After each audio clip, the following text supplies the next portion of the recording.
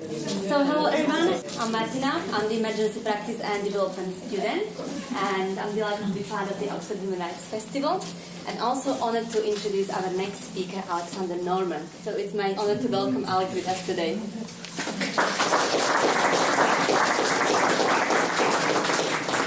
Thank you very much, Martina. So yes, it's true that I have known the Dalai Lama for, I first met him in 1988 when I went to interview him for The Spectator magazine. And in fact, I shouldn't say that I've written many books about the Dalai Lama. I've written 3 books with the Dalai Lama.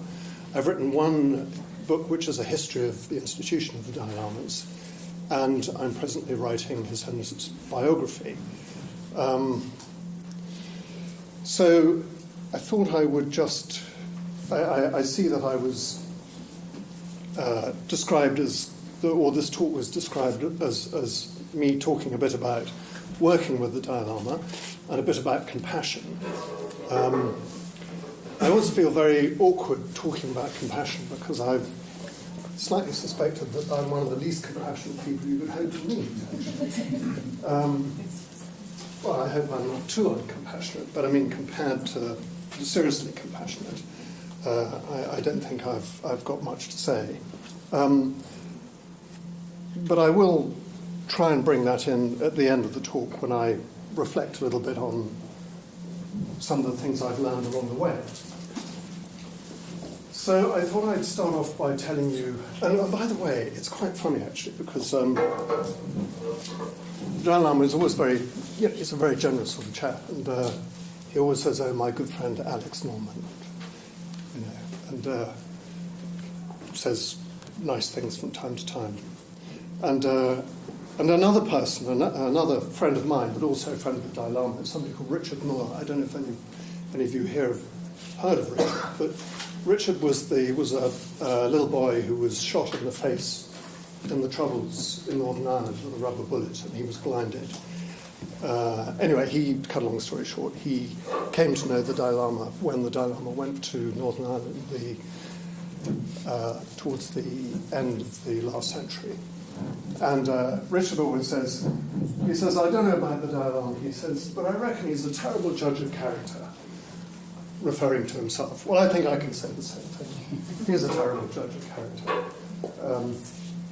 And I also feel, I also feel that I'm not quite the person that people expect when they hear, oh yeah, this is somebody who's written and worked with the Dalai Lama. I mean, I've worked with him on these 3 books, and I've interviewed him lots, and I've spent hours and hours and hours sitting in the same room as him. Usually it's like this. There's a sofa here, and the Dalai Lama sits there, and over there are 2 or 3 interpreters. So a very intimate situation where basically I get to do what everybody presumably in this room would like to do, which is ask him all the questions you could possibly think of. Terrific. But I should say, first of all, I want to say a few words about how this came to be. How on earth did it happen that me, at the time, I'd actually just left the army. I was an army officer until I was 26. And within a few years, there I was sitting with the Dalai Lama, and I got the job of ghostwriting his autobiography. How does that happen? Well, I'll tell you. When I was at school, when I was a kid, one of the books in the school library was a book called 7 Years in Tibet, which I'm sure a lot of you have heard of, Heinrich Harre's book. And actually, I must confess, I didn't read the whole thing, but I looked at the pictures, and I sure liked the pictures. And it was many, many years later that I actually read the book. In fact, I think I read it. I didn't read it until after I'd met Heinrich Harre. And I met Heinrich Harre through my connection with the Dalai Lama. But the other book that I read when I was a teenager was a book called Opening the Third Eye. Anyone here read Opening the Third Eye? Or even heard of Opening the Third Eye? Lobsang Rampa. You have? I heard of it. You heard of it. Okay, well, you have as well. I think it's one of the great books of the 20th century. It's absolute nonsense from start to finish, but it's terrific. It's a fairy story. It's a romance. It is it's Harry Potter, but it's real kind of thing. It's all about magic and astral travel and all these sorts of things. And it really happened, according to Lobsang Rampa. In fact, Lobsang Rampa himself claimed to be... Actually, Lobsang Rampa turned out to be a prosthetic salesman from a place called Plimpton down in Devon, who, so he said, fell out of a tree, bumped his head, and woke up with somebody else occupying his body. And he was... The story was that he was an example of this Tibetan practice of poha, which is the idea where you can transfer consciousness, where highly realized masters can transfer their consciousness from one person to another. So the idea was that he was such a person, and he was writing about his life in Tibet. And as I say, it's all clearly make-believe. But, as the Dalai Lama said, when I asked him many years later, what do you think of Lobsang Rampa? He said, not actually probably Tibetan, actually English, but he's certainly brought a lot of people. He's brought a lot of people to Tibet, or he's gained Tibet a lot of interest. So not all bad. But anyway, so that was my introduction to Tibet, and then many years later, after I'd left the army and I'd sort of gone in and out of the city much faster than you went in and out of the city. I only lasted a month. But I went into the city because the city of London, that is, I wanted to admit this was in the mid-'80s, easy money. I like the idea of easy money. Anyway, as I say, I lasted a month. And I fell out of that and sort of fell into journalism. And I started writing for The Spectator. And it happened that I was at a family funeral, actually, and I met my godfather, whom I hadn't seen for many years. And he was an officer in the British Gurkhas. The Gurkhas are, as you probably know, a sort of mercenary outfit where we, the British, recruit from Nepal. Anyway, he said to me, well, what are you doing these days? And I said, oh, well, listen, not a lot. He said, well, why don't you come and visit me in Nepal? So I said, oh, I'd love to go to Nepal. I've always wanted to go to the Himalayas. So I went out to, subsequently I went out to Nepal. And actually, when I trained at Sandhurst, I'd become friendly with a young Nepalese officer. So it was and he'd always said to me, oh, if you come to Kathmandu, do let me know, and we'll smoke some hash together, which wasn't not a very soldierly thing to say. And I have to say, by that time, he was far too grand and senior to do any such thing. But anyway, so I went off to Nepal. And when I was in Nepal, I came across some Tibetans for the first time, and I conceived of the idea of, oh, well, here I am in Nepal. Why don't I see if I can get an interview with the Dalai Lama? So, again, to cut a long story short, a few months later saw me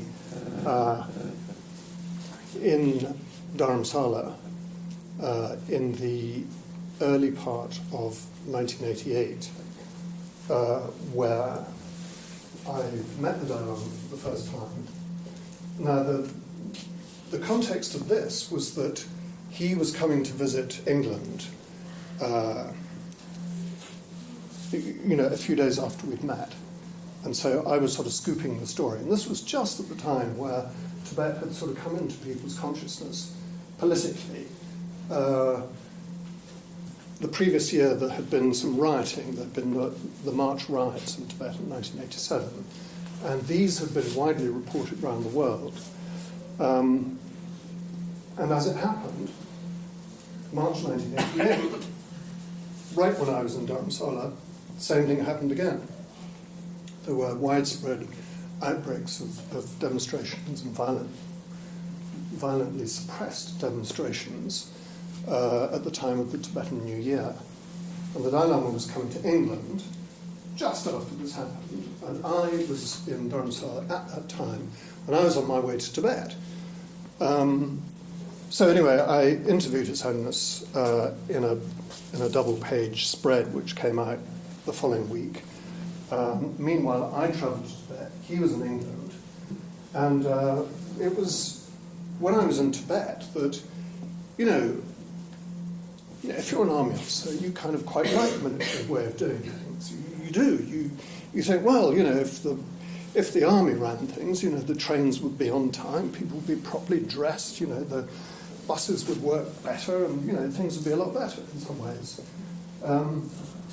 But then in Tibet, for the first time, of course, I saw what it was like to be on the other side of that notion. The Chinese certainly thought that the buses would run on time and the trains would run on time if they ran the show. And yet, the devastating consequences of that were painfully evident. And I will never forget a conversation that I had I can't remember. I've never been able to remember whether it was in Shigatse or in Gyantse. I'd gone in by bus from Kathmandu. The route goes up through Gyantse, Shigatse to Lhasa. And it was in one of these places that we stopped and stayed in a Chinese-run, state-run hotel. And there I met, there was an interpreter. There was a Tibetan man, middle-aged man, probably, I would say a bit younger than I am now, who was the hotel interpreter. And I got talking to him. And he spoke the most immaculate English. He spoke sort of public school, Paka, Indian English. So I said, you weren't by any chance at one of those schools in Darjeeling, were you? He said, yes, I was actually. I said, not St. Paul's by any chance. He said, actually I was, yeah. And the conversation really didn't go much further than that. Because there was a Chinese security man standing eavesdropping. He probably couldn't understand what was being said, but he certainly didn't like the way the conversation had become clearly very intimate very quickly. And that was really the last I saw of this interpreter. And I have to say that since then, I've tried to find out who it was. Because in a way, everything that I've done since has bearing or has been the outcome of that meeting. Because it was in that man's eyes that I saw something that I'd never seen before, and I guess I wanted to do something about it. I saw such suffering, and such sadness, and such,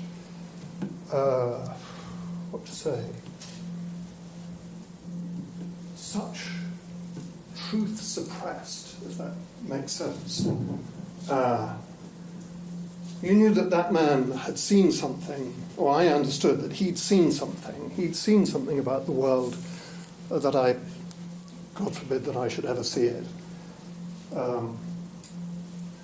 So I went away with it from there thinking, this was something really worthwhile, and this is something that I would like to write about. People needed to know. People needed to know about Tibet. And this was 1988, as I say, and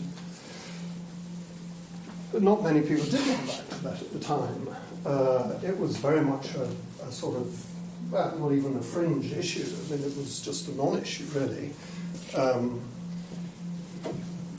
So, cut forward a couple of weeks, I thought, well, I'd like to go back to Dharamsala and see His Holiness and sort of compare notes. He'd been in England, I'd been in Tibet. What could I do, actually? That was really what I wanted to say. I thought I'd written this piece for The Spectator. I'd written a piece, or I was going to write a piece, about Tibet itself for the Financial Times. And I thought, well, I'll do another article on the Dalai Lama. That'll be something. And I'll do it for the Illustrated London News, I thought. That was a magazine, the sort of weekly political magazine that was still being published in those days. Well, it turned out that the Dalai Lama wasn't in Dharamsala. He was in Mussoorie, which is another of the Indian hill stations. And sure enough, I was able to get an interview with him, and we talked a bit about what he'd seen and done in England. He told me about meeting Ted Heath, the then British Prime Minister, not the then British, sorry, the former British Prime Minister, and how he'd fallen asleep, Heath had fallen asleep whilst talking to the Dalai Lama. And he also told me, I also heard from other people who'd been in England at the time. This is at the time of the handover of Hong Kong back to China. There were talks going on at the time between British government ministers and the Chinese government. And Tibetans were telling me how, the Chinese were laughing at the British ministers because they were being so hopeless. They were being so, they weren't taking a stand. If the British had taken a stand over Hong Kong, the sense was that they could have had a much better result. Which is what makes me think that today, when we're negotiating with China, we should send some bluff Yorkshiremen in to negotiate on our behalf instead of these highly educated, Oxford-educated mandarins who run the show in Whitehall. But anyway, that's by the by. And I know that because the Tibetans, there had been a delegation in Hong Kong of Tibetans at the time that the British had been there, and that's how the story came out. Anyway, so that was the Dalai Lama telling me about his time in England, and me telling him about my time in Tibet. I told him about how I'd been bitten by a dog, amongst other things. But then I said to him at the end of it, well, Your Highness, I'd really like to do something. What could I possibly do as a journalist? And he said, oh, well, you could obviously write some more. And he said, maybe you could sort of write to your MP and write to Amnesty International. What do you think? He said, what do you think?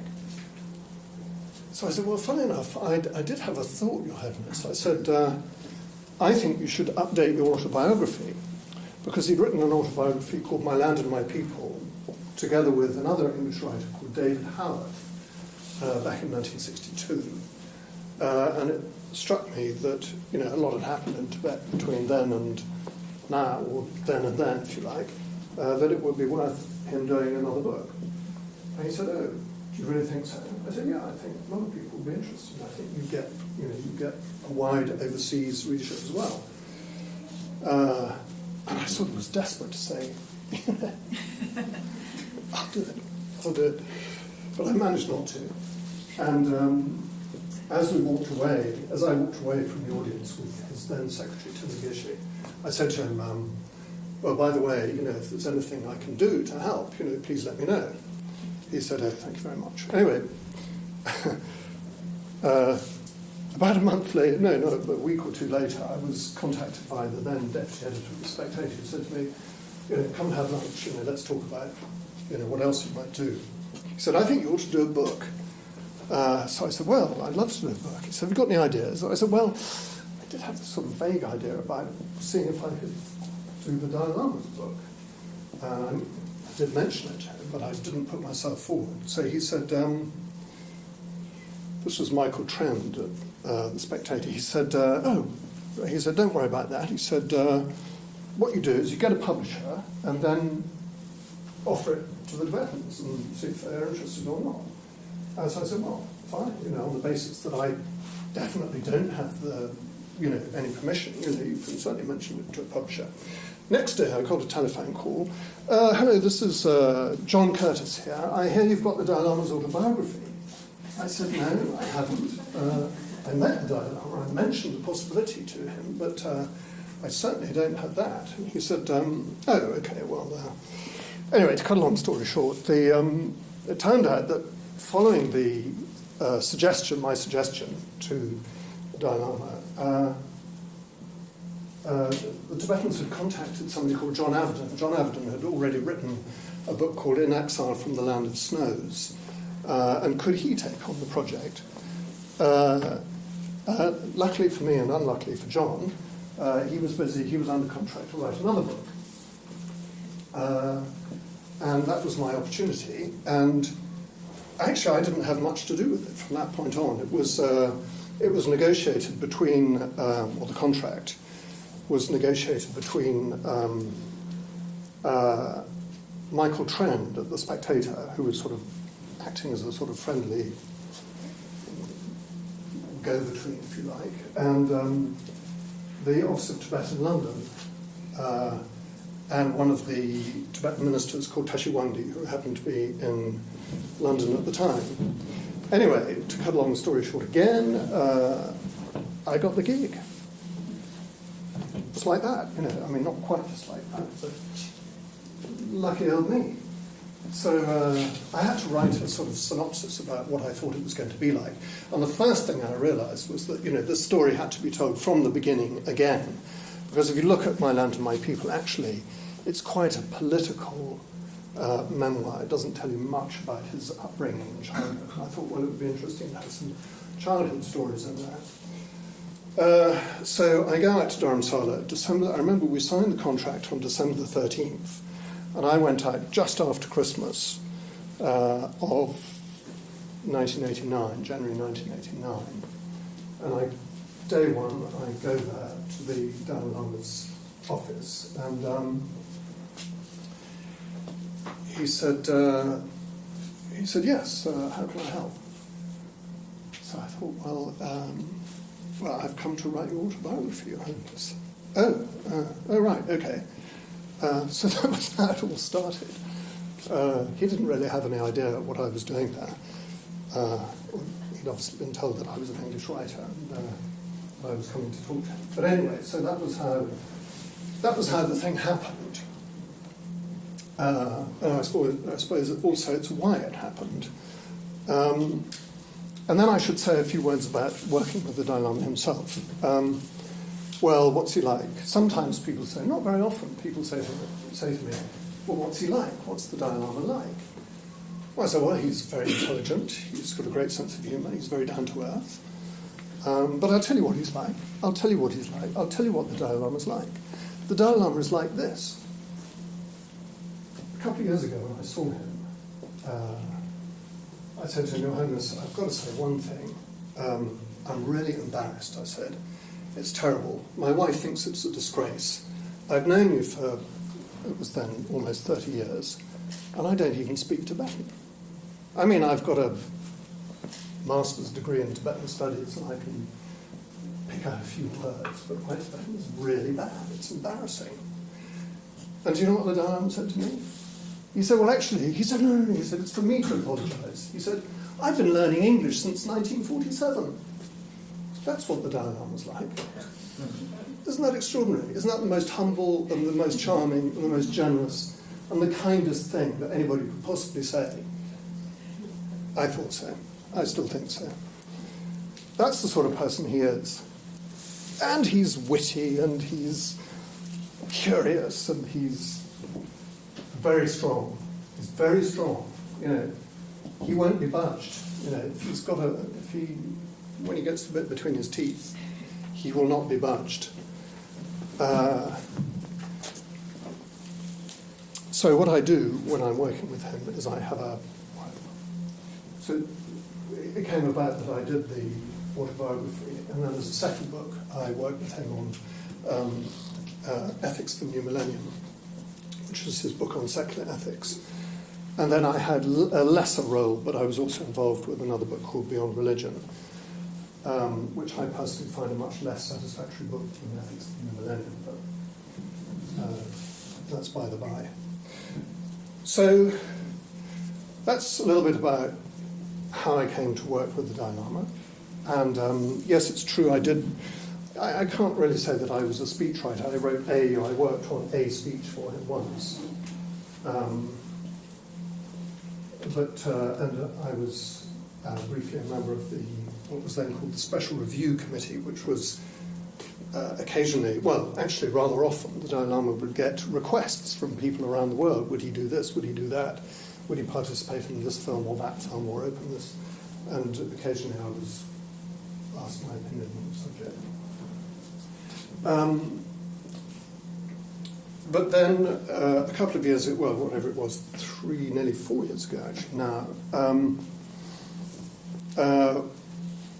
I got the opportunity to set up on the Dalai Lama's behalf the Dalai Lama Centre for Compassion here in Oxford, which is currently just in its sort of second phase of development, and we are developing a course for schools based on the Dalai Lama's idea of secular ethics.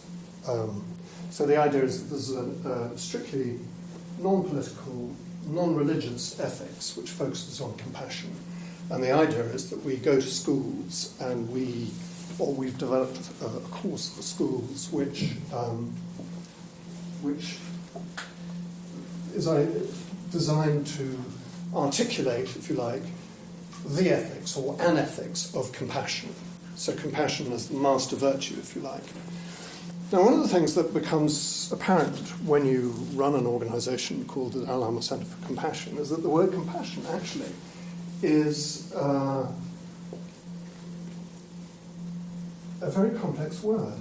It's got far more meaning than you might suppose. I mean, because what you're doing, you see, is you're trying to translate a concept from one culture to another, or at least you're not trying to translate it, but you're recognizing, we're recognizing, that the word compassion means different things to different people. I mean, in the Islamic tradition, it means one thing. You know, we have Allah, the most merciful, the most compassionate. Just about every one of the surahs in the Quran opens up with this claim. You know, Allah, the most compassionate.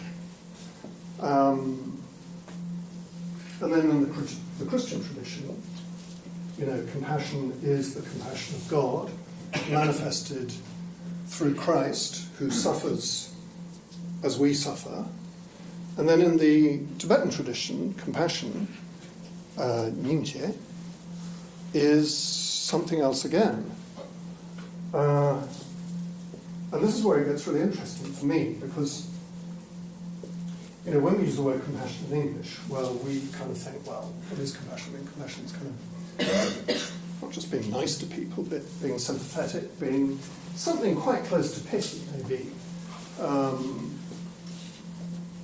Sort of fellow feeling, com, Latin with, passionare rather, Latin again, to suffer. So to suffer with is what it literally means, is to suffer with. So to be compassionate is to be suffering, is to suffer with another, or to enter into another's suffering. That's the sort of etymological root of the word. And that, in turn, translates a Greek word, splenectonoi, which means to kind of grab you in the guts. Do you know the word? Well, I'm Greek. So. Oh, you're Greek? Yeah. Tell me about it. It means... I think the word that you're mentioning is esplachnia, which is beautiful. Yeah, which is F, means something good. Yeah. So when you put it in front of the word, it means something good. Right. And splachnia, it's actually it's splachno, it's like what we have like on the inside. Yes, like your sort of... Yeah, like the source of your inside. Your guts. Your guts, exactly. Yeah, something you feel really powerfully. Yeah. So it's a really like compassionate word. Yeah.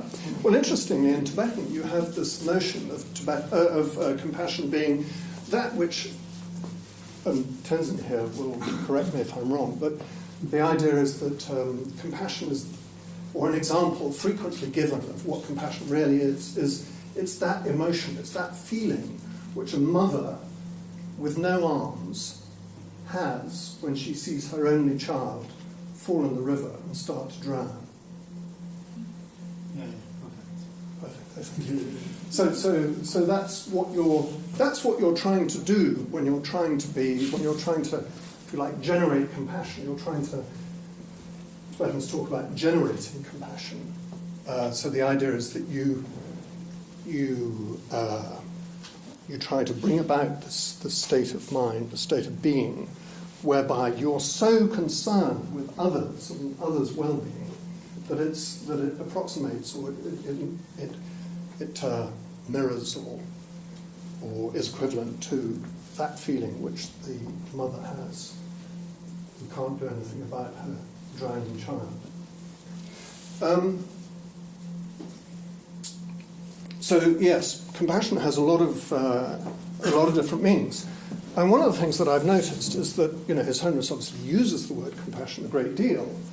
And yet, one of the things you discover when if you study Tibetan history, culture, and so on, is that, people are described as being compassionate who don't seem terribly compassionate at all. At the one extreme, you've got the meditating monk, who's described as being immensely compassionate. But you think, well, they're sitting in their monasteries all day, meditating, that's great, but that doesn't seem to be immensely compassionate. Who would you think of being as being immensely compassionate? Well, perhaps, Médecins Sans Frontières, these guys who go out and volunteer and work in war zones, wow, that's what I call serious compassion.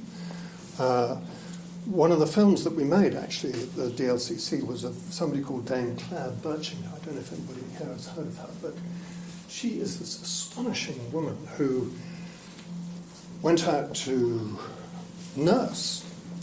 She always wanted to be a nurse, and she went out to nurse in Ethiopia. She was actually the inspiration for Bob Geldof's Live Aid concert and fundraising effort. And she subsequently went out and she has worked in war zones. Extraordinary life she's had. Well, that's somebody who strikes me as being really compassionate. And yet, monks who sit in monasteries are supposed to be really compassionate. So clearly there's something, there's quite a different view of what compassion is between the sort of standard view that we might have and the Tibetan view of what compassion really is. And then there are also people, Tibetans who are described as being really compassionate, who you might not think as being compassionate at all, because they, participated violently in resisting the Chinese. When the Chinese invaded, quite a lot of the monks took up arms against the Chinese, but that doesn't stop them being compassionate. So clearly, the Tibetan concept of compassion is quite different, and it needs a bit of thought. And you come to see that, or I've come to see, and I could be wrong, I'm thinking about this all the time as I'm writing my biography of the Dalai Lama. He is, after all, the Bodhisattva of compassion. It seems to me that there are multiple layers of compassion that he's working with that we might not immediately see. The compassion of the doctor working in the war zone, that's one kind of compassion, or the compassion of a Mother Teresa, and then the compassion of the monk sitting in a monastery.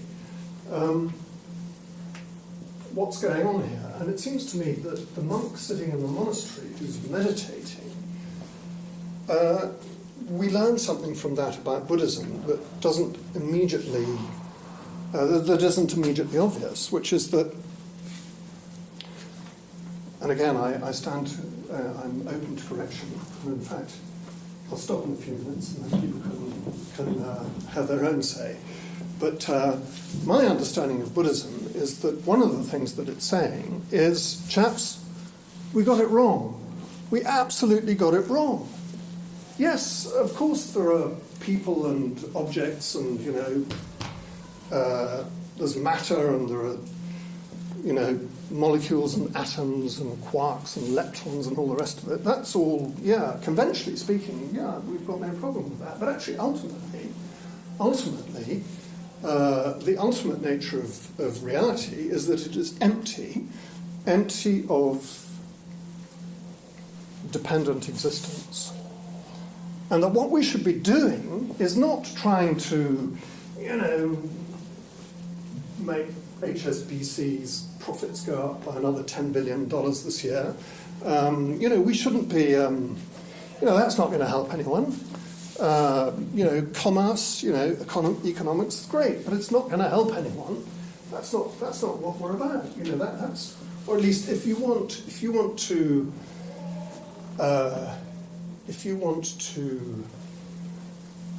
do something about your condition, or if we want to do something about our condition, that is not the way to do it. The way to do it is to understand that reality is actually the reality of samsara. It's the reality that whatever you do that isn't designed to get you out of samsara is only going to make things worse. And how do you get out of samsara? The only way, and by the way, getting out of samsara means attaining enlightenment, and the only way to do that is by working one's way along the path, the Dharma, or putting into practice the Buddha Dharma. So this, I think, is in the back of the Dalai Lama's mind when he's talking about compassion, and he's calling for compassion. That ultimately, what we're talking about here is actually giving people the means to escape from samsara or be liberated. That's ultimately what compassion is. And other kinds of compassion, one has to be very careful that they don't actually simply ensnare you further in samsara. And that I find is quite that's quite a challenging, it's what I remember there was a Catholic philosopher who once wrote, who said of Buddhism, it is a brilliant challenge to Christianity. Buddhism is a brilliant challenge. And that to me is that challenge. It is the claim that, the world, in the Christian tradition, the idea is, God created the world in 7 days, and it was good. He created the light, he saw the light, and it was good. And then you go through the list. So the idea is that creation is good, whereas in the Buddhist, on the Buddhist view, creation, well, there is no creation, first of all, because things have always existed, and things come into being and pass away on account of karmic, or the law of karma.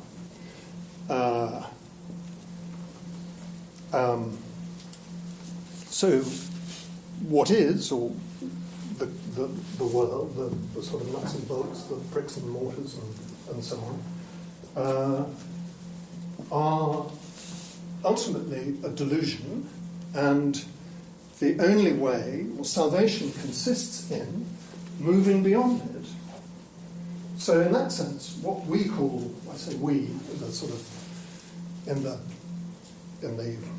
sort of Judeo-Christian culture, what we call creation is in Buddhism a kind of fall. When I say a fall, I mean, the story perhaps of Adam and Eve. The idea is that Eve and Adam, through sinning against God, fall. They become, that's how sin enters into the world, that's the idea. So you've got a completely different take on the world. You've got the take that says basically everything was good at the get-go, and then it all went pear-shaped.